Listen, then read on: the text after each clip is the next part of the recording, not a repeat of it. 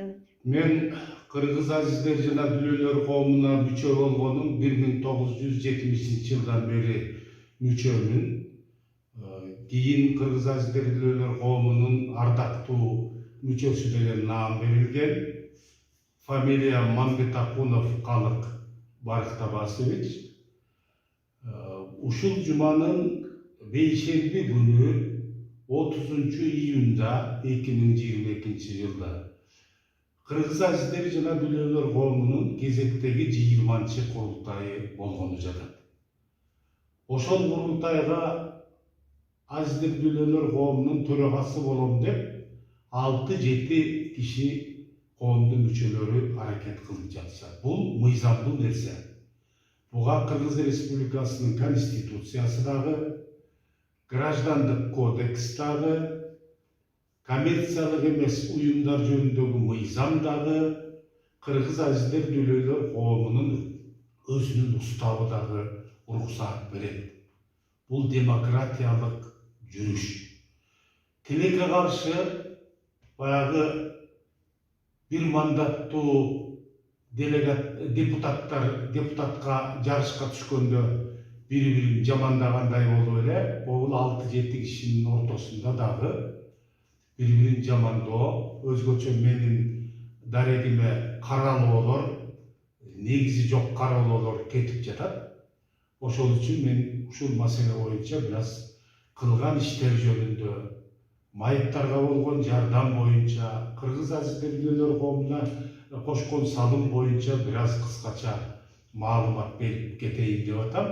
Бул маалыматты көзү азиздер да уксун, көз азиздер менен жүргөн дени соолор да уксун, анан кулак угуусу боюнча майыптар дагы түшүнүшсүн деп ушул тартууну жиберип жатабыз. Себеби официалдуу котормочулар кулак укпаган майыптарга туура эмес, натура болгондой котормолорду берип атканын биз сезип атабыз да. Анан биз бүгүнкү тартуу, видео тартуу биринчи кезекте ушу угуусу боюнча майыптарга багытталат да. Биринчиден, мен 25 жыл Кыргыз азизler дүлөөлөр коомун жетектедим. 1991-жылдан 2016-жылдын июль айына чейин. Ушул кезде бир топ мыйзамдар кабыл алынды жогорку кеңеш тарабынан, президент тарабынан указдарга кол коюлду, Кыргыз өкмөтү тарабынан өкмөттүн токтомдору чыкты. Ошол указ, мыйзам, токтомдор чыкканына өзүнө өзү эле чыга калбайт. Ошолорду чыгарганга бирөө демилгечи болот. Ошол маселени дайыма түрткүлөйт. Бийликтин арка иштеп кете турган мамлекеттик чиновниктердин тынчын алып, улам козгоп, ал мыйзам, закон, указ чыкпайын, жаныбыз тынбай чуркап жүрө беребиз да. Ошону адамдар жалгыз билсин. Өзүнөн өзү эле майыптардын абалы кыйын болуп калган экен, мындай маселе болуп калыптыр деп эле токтом чыгып кетпейт. Себеби мамлекеттик бийликтин ичинде биздин маселеден ашык, биздин маселеден маанилүү маселелер абдан көп да, алардын мүмкүнчүлүгү да убактысы да жетпейт. Ошон үчүн ар тармактагы адамдар өздөрүнө керектүү, ылайыктуу мыйзам, указ, өкмөттүн токтомдорун чыгарганга аракет кылабыз да. Ошонун негизинде 1995-жылы 24 ноябрда Кыргыз өкмөтүнүн 511 токтому менен чыккан. Ошол токтомдун негизинде Кыргыз азизler дүлөөлөр коомунун мүчөлөрү 27 жыл жашап келишти. Андан кийин 1998-жылы Агез Дамангелди Муралиев премьер-министр эле 498 токтом 13 сентябрь 1999-жылы бул токтомго кабыл алынды. Ошол токтомдун негизинде Ош шаарында көзгө көрүүсү начар балдардын жатак мектеби 110 орундук мектеп интернат Ош шаарында ачылган. ал жерге директор болуп Айгүл Кудайкулова деген иштерман, өтө тың, адамгерчиликтүү адам келип ошол ойдон ошол жерди иштетип келатат. Анан бул мектепти ачылыш үчүн мен 5 жыл токтом чыгарганга чуркадым, 94-жылдан 99-жылга чейин. Токтом чыккандан кийин дагы 3 жыл чуркадым. 2003-жылы гана бул мектеп интернат ачканга жетиштик. Ошол эле 498 токтомдо Кыргыз медициналык академиянын астында массажисттердин майыптар үчүн 2 жылдык окуусун ачуу боюнча мында дагы 94-жылдан 99-жылга чейин көрүнгөндүн тынчын алып, көрүнгөндүн эшигин жыртып жүрдүм. Токтом чыкты 490. Токтом чыккандан кийин дагы 2 жылдан кийин дагы медицина академиянын астында жана массажисттердин окуусун ачтык. Азыр 250дөй көзү азиз, көзү көрбөгөн улан кыздар, кулагы начар уккан кыздар ошол жерден билим алып, буюрса азыр иштеп жатышат. Анан 2000-жылы биз 1996-2000 октябрь айына чейин мамлекетке социалдык фонддун налогун, салык налогун жылына төлөп турдук. Жылына 60-70 миң доллардан мамлекетке төлөп туруп, абалыбыз чачылды.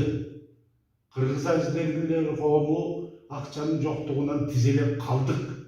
Ошондон улам ошол кездеги президентке, каражат министри Султан Медеровго, ошол кездеги биринчи леди Майрам Дүйшөнүн Акаевага сүйлөшүп атып, 2000-жылдын 27 августунда 243 номер менен президенттин указы чыкты.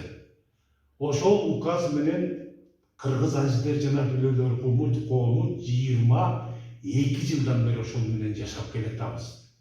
22 жыл дегеним УППлар, ишканалар жайгашкан жердеги салык инспекцияларына, социалдык фонддун бөлүмдөрүнө чыккан налогду мамлекет өзүнүн каражатынан жаап турат. Мына ушул 2000-жылдын октябрь айынан бүгүнкү күнгө чейинки мындай ортолоп эсептегенде 660 миллион сом Кыргыз азиздер дүлөлөр коомунун ишканаларынын кассасында калды. Майыптардын иши менен камсыз болушуна, майыптар коомунун жоюлуп кетпешине ушул 243 указ чоң ролду ойногон. Андан кийин октябрь 2009-жылы мен ошол кездеги президентке кирип кайрылып, ал киши Кыргыз өкмөтүнө тапшырып, социалдык өнүгүү министрлигинин кызматкерлери менен бирге 795 токтом 2009-жылы кабыл алынган жанагы 1000 сом майыптар алынсын деген токтом ушул жерден мен киргизгенге жетишкенмин. Бул жерге негизинен көзү начар көргөн, көз көрбөгөндөр, кулак укпаган майыптарга гана ай сайын 1000 сомдон берилсин деп ушул 795 токтомдо чыккан. Бул эмне деген акча? 1000 сомдон дегенде аз эле, коомго билесиңер, көрбөгөндөр, дүлөйдүдүктар болуп 10 миңге жакын мүчө бар. Бирок адамдардын элдин абалдын оордугунан улам жанагы оптикалык көз айнеги менен жазууларды окуган, жазуулар жазган адамдын бардыгы ошол 1000 сом үчүн туура болсо да, туура болбосо дагы көз боюнча майыптыктын 3-чү группасын алышты. Өтө көп бүтпөгөндөй болду. Себеби 795 токтомду түзүп атканда 1-2 группада эле жазып коелу дегенде мен өзүмдү айтып болгон эмесмин. Себеби көз боюнча 3-чү топтогу майып эртеңки потенциалдуу 2-чи топтогу 1-чи топтогу майып болуп калат. Жаш өткөн сайын көз көз көрүүсүнүн калганы начарлайт. Дагы бир ооруга кабылып калса көзүнүн көрүүсү да начарлайт. Ошон үчүн көрүүсү боюнча майыптар, угуусу боюнча майыптар деп гана майыптар тобун жаздырбай токтомго киргиздирип салгам да. Ошонун негизинде 23.000 киши 1 январь 2010 жылдан бери социалдык өнүгүүнүн райондук, шаардык уюмдары аркылуу майыптар жашаган жеринде паспортунун пропискасы боюнча 1000 сомдон бүгүнкү күнгө чейин алып келишти. Мына 12 жылдан 12,5 жыл болуп калды. Анан азыр банкалык карточкага которулуп инвалидтер алып атат. Ошол акча 1 январь 2010 жылдан бүгүнкү күнгө чейин 1000 сомдон болгону менен ошол 2010 жылдын 1 кварталына мамлекеттик бюджеттен 23 миллион сом бөлүнгөн. Жылына 276 миллион сом майыптарга жа 1000 сом акча катары чөнтөктөрүнө түшүп турду. Ал эми ошол январь 2010 жылдан бүгүнкү күнгө чейин 3 миллиард 300 миллион сом көзү азиздер, дүлөй тутуктар 3 миллиард 300 миллион сом почта аркылуу көзү көрүүсү начар майыптарга, дүлөй тутук майыптардын чөнтөгүнө түшүп турду. Бүгүн карточкасы аркылуу майыптар алып жатышат. Бул үчүн биз майыптар Кыргыз мамлекетине, Кыргыздагы жана салык төлөгөн бизнесмендерге, министрликтерге рахматыбызды айтып, ыраазы болушубуз керек. Дагы бир иш, турак жай маселеси. Бул маселе өтө оор маселе болуп турду, чыр маселе болду. Мен аны билдим, чыр маселе болорун, үй бөлүштүкөндө бардыгына үй жетпегенден кийин нааразычылыктар көп болорун, арыздардын көп болорун билип туруп, ушуга барууга мажбур болдум. Себеби майыптар үйсүз, башында чатырсыз бул жашоодо жеңил желпи жашап кетет деген мүмкүнчүлүк эмес. Ошол үчүн ушул 1992 жылдан 2015 жылды кошо эсептегенде Кыргыз мамлекетинде көрбөгөндөр үчүн, дүлөй тутуктар үчүн 697 үй бөлүнүп берилди, бекер. Ошонун ичинен 380 квартира азиздер дүлөйлөр коомунун өзүнүн акчасы менен салынды. 7 үй Пржевальск шаарындагы орус тилиндеги адамдар Россияга кетип аткандагы ошол үйлөрдү бир Казакстандан бир спонсор таап, ошол сатып берип ал жерге майыптарды киргиздик. Анан 2006 жылдан 2015 жылга чейин мамлекеттик бийликтин колдоосу менен 310 квартира салынды. Жалал-Абадта, Ошто, Бишкек шаарында салынды да. Ага 470 миллион сом мамлекеттин акчасы кетти. Бул дээрлик 1,5 миллиард сом акча коомдун акчасын ысырап кылбай сактап калып, коомдун эртең көнүгүшүнө жол ачылды деген сөз турат да. Андан тышкары жанагы электр энергиянын, газдын, муздак суунун, ысык суунун, үй жылытуунун, канализациялык суулардын жеке инвалидтерге да 50% түштү. Анан коомдун ишканалары дагы ошол система менен бүгүнкү чейин иштеп атат. Көзү азиздерге, дүлөй тутук адамдарга бул кийин токтолуп калып, анын ордуна жанагы 1000 сомдун чыгарган аракетим ошондон болду да.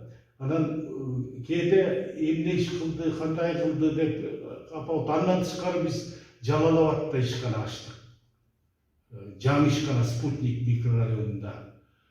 Ош шаарында Жийдарикта 92 жылы 4 этаж имараты менен ишкана ачтык. Амир Темир көчөсүндө дыйкан түштүк işxanaсын açtık 95 yılı. 1996 yılı Karasu şаарындагы 2 этаж Балдар Дүйнөсү магазинин ошол кездеги Ош облус Патреп союзунун жетекчиси Мамат Орозбаевдин жетекчилиги менен бүгүнкү күндөгү баасы 17 миллион сом аны коомдун менчигине өткөрүп алдык ошо 2006 жылдан бери. Андан тышкары колхоз-совхоздор талкаланып атканда 148 гектар сугат жерин, айдоо жерин кыргыз азиздер дүрөлөр коомунун балансасына коюлду. Анан үй нааразы болгондор 15 жылдан мына бүгүнкү чейин деле арыздардын аягы түгөнбөй келатат. Эми айла жок. Мамлекетибиз аман турса, өнүгүп турса, буюрса мамлекет тарабынан майыптарга үй салынат. Буга ишениңиздер. Жөн гана убакыттын кризистик абалдын оорлуктары ушуга таасир берип атат. Эмне болгондо дагы майыптар биз 200 миңге жакын майыппыз. Биздин менин аксакал катары 16 жашынан бери майып болуп калган адам катары кайрыларым майыптар ар кандай колтукка суу бүрккөн бүркүндөлөргө ишенбей бүгүнкү күндөгү кыргыз мамлекетиндеги стабилдүүлүктү өнүгүүнү колдошубуз керек. Кыргыз азиздер жана дүлөйлөр коомун сактай турган, өнүгүүсүнө жолун ача турган биздин майыптардын ичиндеги өзүбүздүн ынтымагыбыз, азиздер менен дүлөй тудук адамдардын бирине бири сыйлаган, урматтаган жакшынакай ынтымагы керек. Анан мамлекетибиздин бүгүнкү күндөгү президенти урматтуу Садыр Нуркожоевич Жапаров бизди түшүнөт, бизди колдойт, бизди өнүктүргөнгө шарт түзүп берет. Генерал Ташиев, Камчыбек Кыдыршаевич биздин коомду жакшы билет, бизди колдоп берет, колунан келген жардамын берип жүрөт. Ошол эле УКМКнын Камчыбек Кыдыршаевдин орун басарлары Бекбосун Жакшылыкович, калган работниктери, кызматкерлери бар, баарын мен айта албайт экен. Алар бизди колдойт, алар коомдун өнүгүшүнө шарт түзүп берет. Биздин коомду жанагы акчалуу көпөстөрдөн, акчалуу саясатчылардан талкалап алып кеткенден ошолор сактайт. Жогорку кеңештин жанагы азыр иштеп аткан 90 депутаттын ичинде дагы адамгерчиликтүүлөрү, ыймандуулары, абийирине камчы чаппаган жакшынакай кыздар, жигиттер депутат болуп отурат. Ошолордун жардамы менен биз кыргыз азиздер жана дүлөйлөр коомун сактап калабыз, эртеңки өнүгүшүнө жол түзөбүз. Болгону майыптар өзүбүз ынтымактуу болуп, колдон келишинче ар ким өзүнүн мүмкүнчүлүгүнө жараша жумушун иштеп туруш керек. Рахмат.